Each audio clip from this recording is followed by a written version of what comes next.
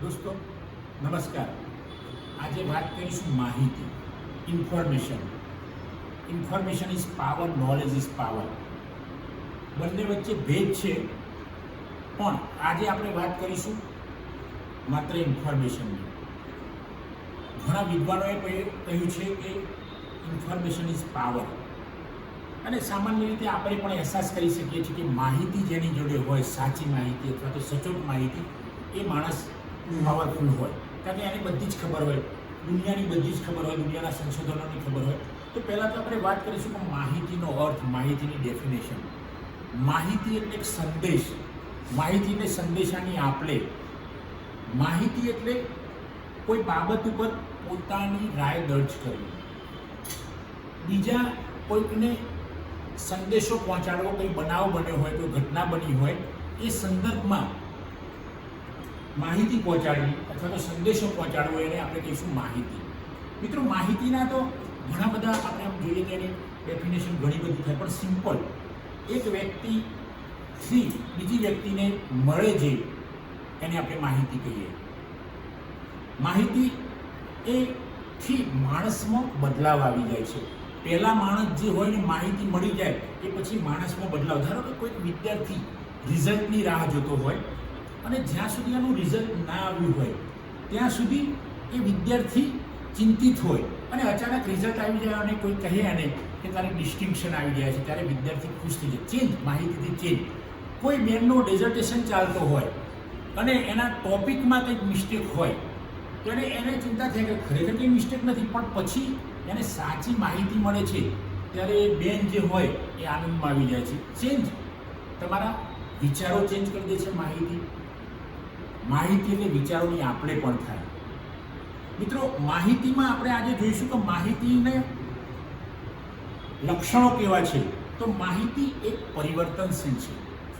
માહિતી બદલાતી રહે છે, પરિવર્તનશીલ છે. આજે જે હોય, ધારો કે શેર બજારની વાત કરીશું તો હમણાં શેર બજારમાં કોઈ પણ શેરનો ભાવ 100 રૂપિયા હોય અને કલાક પછી બદલાઈ પણ જાય, ઘટી પણ જાય, તો માહિતી એ પરિવર્તનશીલ છે. કંઈક દુર્ઘટના બની હોય અને એની અંદર શરૂઆતમાં કે પ્લેન ક્રેશ થયો હોય અથવા તો કોઈ તો શરૂઆતમાં જે તરતની માહિતી મળી ગઈ કે 50 જણાનું મૃત્યુ થયું છે, કલાક પછી એવું પણ હોય કે 75 જણાનું મૃત્યુ થયું છે, 2 કલાક પછી વધી જાય માણસો, તો પરિવર્તનશીલ છે માહિતી. મિત્રો, એ રીતે આપણે કહીશું કે માહિતી સત્ય અને વાસ્તવિક છે.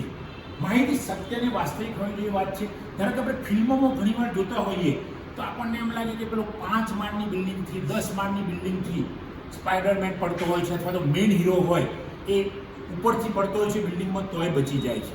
તો આપણને ખબર જ છે કે ભાઈ આ ફિલ્મ છે, એ સત્ય માહિતી નથી, પણ સંદેશો સારો પહોંચાડે છે સમાજની અંદર, પણ માહિતી સત્ય નથી. તો માહિતી એ ખરેખર સત્ય હોવી જોઈએ કે જે ઘટના બની છે એના સંદર્ભમાં જ હોવી જોઈએ. ધારો કે કોઈકે એક નવી શોધ કરી કે ભાઈ કોઈકે નવા બાઇકની શોધ કરી છે, તો નવું બાઇક પાણીથી ચાલશે.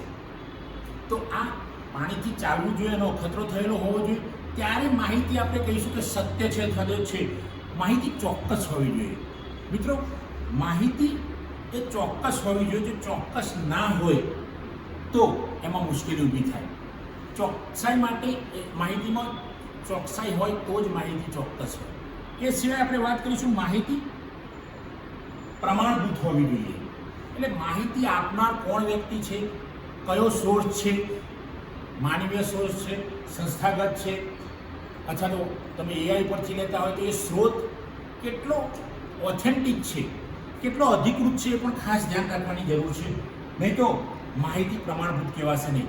જે પણ ફોર એક્ઝામ્પલ આપણે જોઈશું તો ભાઈ ગુજરાતી જોડણી કોષ, શાર્દ ગુજરાતી જોડણી કોષ, તો એની અંદર જે શબ્દોના અર્થ આપણે સાચા જ હોય, કારણ કે ઓથેન્ટિક છે. ગુજરાત વિદ્યાપીઠે બહાર પાડેલો છે કે એના દ્વારા બહાર પડતો છે, એનું પ્રકાશન એટલે ઓથેન્ટિક સંસ્થાએ ઓથેન્ટિક કોર્સ બહાર પાડેલો. મિત્રો, તો આ છે. પછી સુસંગત, માહિતી સુસંગત હોવી જોઈએ. માહિતી, ધારો કે લાઇબ્રેરીની અંદર કોઈ બુક લેવા આવ્યો હોય, હિસ્ટ્રી ઓફ ક્લાસિફિકેશન, અને કદાચ બુક પેલાને પકડાઈ દે ક્લાસિફિકેશન ઓફ હિસ્ટ્રી, શબ્દો બેના એક છે, પણ હિસ્ટ્રી ઓફ ક્લાસિફિકેશન અને ક્લાસિફિકેશન ઓફ હિસ્ટ્રી આ બંને વિષયો ખૂબ અલગ છે. આમ જોવા જઈએ તો કંઈ લેવા દેવા નથી. શબ્દો એક છે, એટલે માહિતી સુસંગત હોવી જોઈએ. ત્યારબાદ આપણે વાત કરીશું માહિતી અદ્યતન હોવી જોઈએ. મિત્રો, માહિતી જેવી કંઈ ઘટના બનશે, કંઈ બનાવ બનશે અને એવું જ પબ્લિક સુધી અથવા તો જેને માહિતી જોઈએ છે તેના સુધી પહોંચશે અને અદ્યતન હોય તો આપણે કહીશું કે માહિતી અદ્યતન હોવી જોઈએ. ધારો કે CS current awareness service, selective dissemination information, bulletin TV પર ધારો કે કંઈ ચાલતું હોય અને તાત્કાલિક જે બુલેટિનની પટ્ટી આવતી હોય છે તે અદ્યતન માહિતી છે. સવારમાં સંદેશ પેપર બહાર પડ્યું હોય, ટાઈમ્સ ઓફ ઇન્ડિયા પડ્યું, ગુજરાત, દિવ્ય ભાસ્કર, ગમે તે પેપર બહાર પડતું હોય, પછી બપોરે એની પૂર્તિ બહાર પડતી હોય તો આ અદ્યતન માહિતી લઈને આવશે. એટલે સવારમાં સમાચાર આવ્યા હોય એ કદાચ બપોરે જુદા પણ હોય. તો મિત્રો, આ છે માહિતીના લક્ષણો. માહિતીની જરૂરિયાત પણ છે, પણ માહિતીની જરૂરિયાતની વાત આપણે પછી કરીશું. અત્યારે માહિતીનો અર્થ અને માહિતીના લક્ષણોની વાત કરી છે.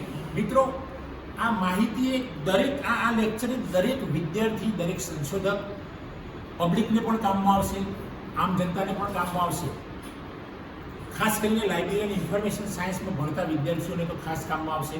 સ્પર્ધાત્મક પરીક્ષા આપતા હોય, નેટ સ્લેટ, JRF, એમાં પણ કામમાં આવશે. તો મિત્રો, આ વિડીયો ચોક્કસ જુઓ અને જો આ વિડીયો ગમ્યો હોય તો એને લાઈક કરો, કોમેન્ટ કરો, શેર કરો અને જો મારી ચેનલ સબસ્ક્રાઈબ ન કરી હોય તો સબસ્ક્રાઈબ કરો. થેન્ક યુ દોસ્તો. જય હિન્દ, જય ભારત.